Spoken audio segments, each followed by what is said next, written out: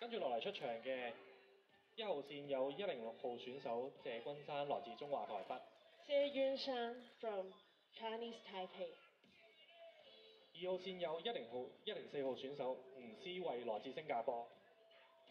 Number 104 Gu Siher Natalie from Singapore。加油！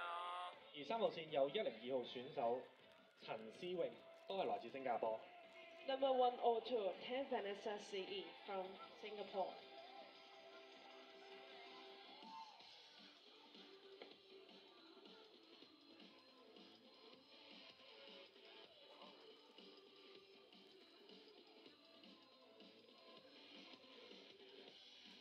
咁咧，而家咧就基本上咧就咧大部分嘅賽員啦，咁咧就亦都都而家去到一半係啦，咁出咗嚟咧差唔多我哋有7位嘅賽員啦，其實都已經上過場噶咯喎，咁咧下一個5分鐘咧就會有4位賽員咧去爬線㗎啦，咁101號選手啦就會開始爬4號嘅 boulder。咁大家會見到啦，賽員咧其實咧，即係可能學阿元話齋，上到去25號 tag 咧就代表為之 top。咁賽員咧其實咧係需要咧雙手掂住 top 嘅 hold 啦，然後咧要望向我哋下邊嘅 judge 裁判，係啦。咁而裁判咧都要舉手示意咧，表示確認咗完成線路咧，賽員先可以落翻嚟，為之 proper end 嘅咁樣。係啦，咁咧就先至係啦，咁樣就為之完成啦，咁就會攞到分完成㗎。咁其實如果賽員咧提早完成咗佢哋嘅線路嘅話咧，就可以早啲翻去休息，準備佢哋下一個5分鐘嘅賽事嘅。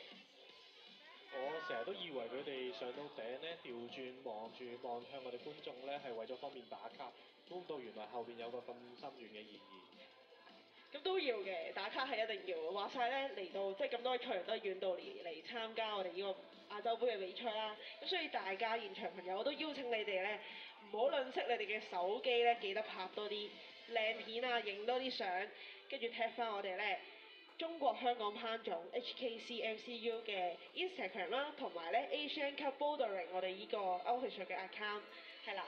咁咧就等我哋咧可以一齊 share 咧我哋呢啲精彩片段啦。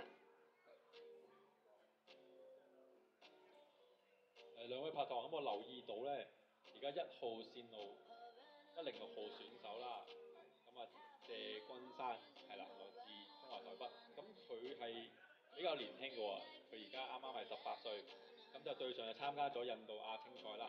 咁佢接觸呢個我哋抱石嘅運動咧，就係因為佢嘅姨都係一個攀岩嘅教練，就俾佢去帶佢上堂，咁啱佢又成為咗興趣喎。其實我都覺得其實好多時我哋作為小朋友嘅時候咧，咁都係因為長輩啦，佢真係有接觸嗰樣運動就玩嗰個運動，咁而咁啱自己又係有天分，其實呢件事都係幾幸福嘅喎。都係㗎，同埋咧，我覺得咧，其實咧由上個星期嘅錦標賽嗰陣時咧，我已經發現咗啦。而家嘅賽員咧，真係越嚟越後生，有啲甚至乎咧小學就已經咧接觸到呢個抱石嘅運動喎。我就非常之羨慕啦，因為咧我都差唔多咧係做緊嘢啦，先至咧開始啊，同啲 friend 一齊去抱石啊，去入坑。如果我早啲入坑，話唔定上面爬應該係我啦。我正就係想咁講，如果你早啲接觸，可能就我哋喺度為你打緊氣㗎咯喎。不過唔緊要，我而家咧都好開心，可以咧喺度咧睇住我哋嘅賽員去即係發揮緊啦。咁其實咧都好開心嘅，用呢個 AMC 嘅身份去參與呢件盛事。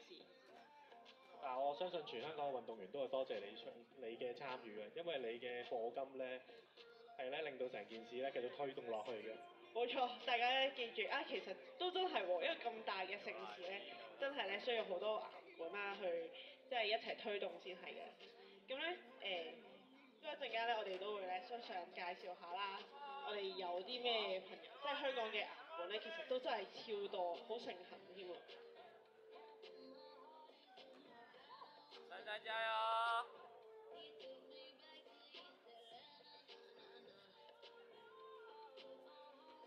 都提下現場嘅朋友啦，記得保管好自己嘅隨身財物，同埋咧帶走嘅垃圾啊！